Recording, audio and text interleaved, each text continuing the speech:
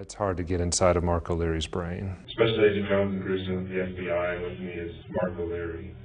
I had worked bank robberies, kidnappings, fugitives, and some serial killings. What is the pattern of a serial criminal? Well, you could tell from Mark O'Leary's series that he was disciplined. He waited a long time in between crimes. He went to different jurisdictions. He chose different types of victims.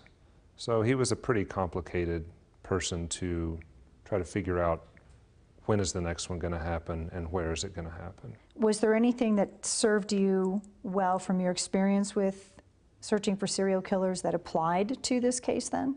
Yes, that they have some sort of need inside them that won't let them stop. I was able to throw him a compliment to say, it seemed like you date a lot of women, you don't have trouble with women, and he liked that compliment. I don't know if you guys look at, there's a lot of things that happen that might not seem related, but are usually related to these types of crimes. He would tell the victims that he had been watching them from their window, that he knew their class schedule, giving them safety tips on how they don't lock their doors and windows. He's big on teaching. He is. He decided to teach me during my interview as well.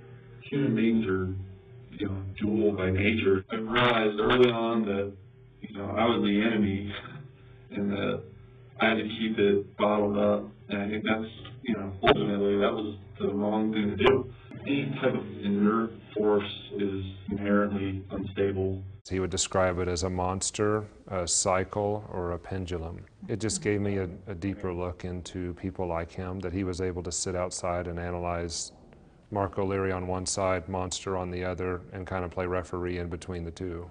He felt badly for his victims in one sense, but not badly enough to stop doing it.